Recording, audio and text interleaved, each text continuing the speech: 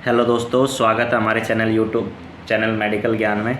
आज हम डिस्कस करेंगे कि सीटी स्कैन क्या है, सीटी स्कैन कराने से पहले क्या क्या प्रिपरेशन रखनी चाहिए, कितने प्रकार के सीटी स्कैन होते हैं और सीटी स्कैन कौन करवा सकता है कौन नहीं करवा सकता।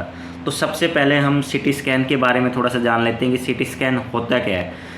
दोस्तों, सीटी स्कैन जो है इसका फुल फॉर्म होता है कंप्यूटेड टोमोग्राफी। ये एक एक्सरे बेस्ड स्कैन है जिसके अंदर रेडिएशन प्रेजेंट होता है।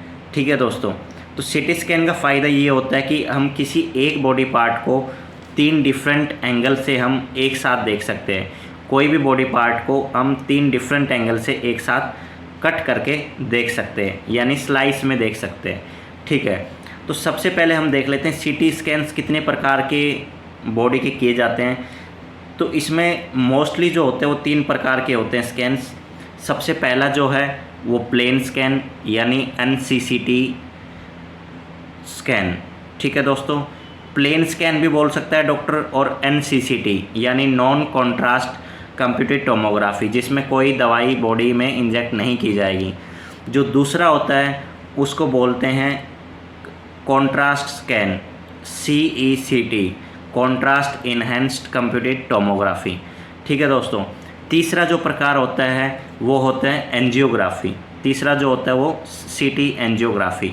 तो सबसे पहले अगर हम डिस्कस करें प्लेन स्कैन की, तो प्लेन स्कैन कराने से पहले अगर डॉक्टर ने आपको कोई भी प्लेन CT लिखा है, जैसे CT चेस्ट, CT एब्डोमेन या फिर कोई भी आपके बॉडी पार्ट का अगर कोई CT लिखा है, तो प्लेन CT के लिए हमें कोई प्रिकॉशन या कोई प्रिपरेशन लेने की ज़रूरत नहीं होती।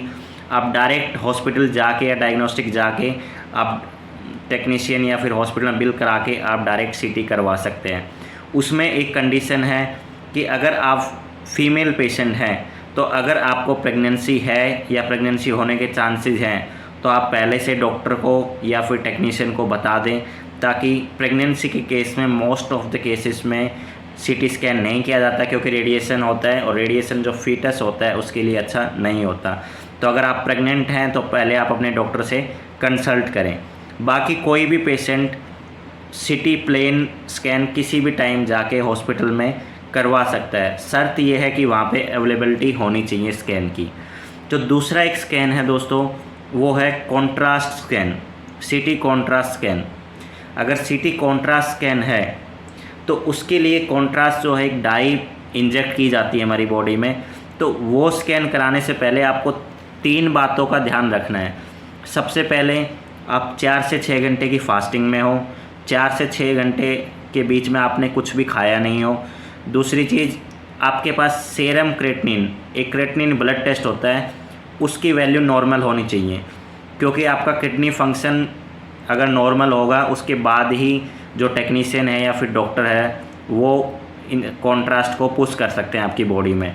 अगर आपका KFT अगर किडनी फंक्शन नॉर्मल नहीं है तो कॉन्ट्रास्ट इंजेक्ट करने में बहुत बड़ा रिस्क रहता है। तो सबसे पहले 4 से 6 घंटे की फास्टिंग। नंबर 2 पॉइंट, आपके पास सेरम क्रेटिनिन का रिपोर्ट हो।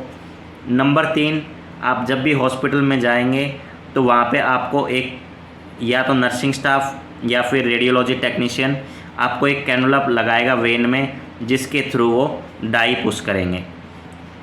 CT स्कैन होने के 2 या 1 से 1.5 घंटे के बाद में आप नॉर्मल डाइट ले सकते हैं। इसके कुछ साइड इफ़ेक्ट्स भी हो सकते हैं कॉन्ट्रास्ट के, किसी किसी पेशेंट को रेयर केस में, जैसे कि हेडेक, वॉमिटिंग, नोजिया या फिर स्किन रैशेस भी हो सकते हैं। अगर बहुत ज़्यादा सीवियर केस है उस केस में पेशेंट को सांस लेने में भी दिक्कत हो सकती है। अगर इनमें से कोई भी आपको सिम्टम प्रजिस्ट करता है CT स्कैन के बाद, CT कॉन्ट्रास्ट के बाद, तो आप तुरंत नियरेस्ट इमरजेंसी या फिर आप हॉस्पिटल में जाके डॉक्टर से कंसल्ट कर सकते हैं उस बारे में। तीसरा है दोस्तों एंजियोग्राफी। एंजियोग्राफी भी एक कॉन्ट्रास्ट स्कैन है जिसमें पेशेंट की आर्टरीज़ को देखा जाता है। उसमें क्या होता है कि पेशेंट को जो कॉन्ट्रास्ट होता है वो फास्ट पुश किया जाता है, जिससे कि पेशेंट को थोड़ा सा पेन हो सकता है हाथ में और हल्का सा बॉडी में वार्म महसूस भी होता है, क्योंकि जो डाई होती है वो एकदम से बॉडी के अंदर जाती है। उसके लिए भी आपको सेम प्रिपरेशन रखनी होती है। आपको 4 से 6 घंटे की फास्टिंग रखनी होती है और क्रेटिनिन की रिपोर्ट होनी चाहिए आपके पास। क्रेटिनिन की रिपोर्ट विदिन 1 मंथ की होनी चाहिए आपके पास, 1 महीने के अंदर अंदर की रिपोर्ट होनी चाहिए। और आपके पास अपॉइंटमेंट होना चाहिए पेशेंट सीटी कराने के लिए। तो दोस्तों ये था कुछ सीटी के बारे में। अगर आपको और भी कोई डाउट है तो आप कमेंट करके बता सकते हैं, हम आपका रिप्लाई ज़रूर देंगे। तो दोस्तों कैसा लगा वीडियो? अगर आपको अच्छा लगा तो चैनल को सब्सक्राइब एंड लाइक शेयर ज़रूर करें। Thank you.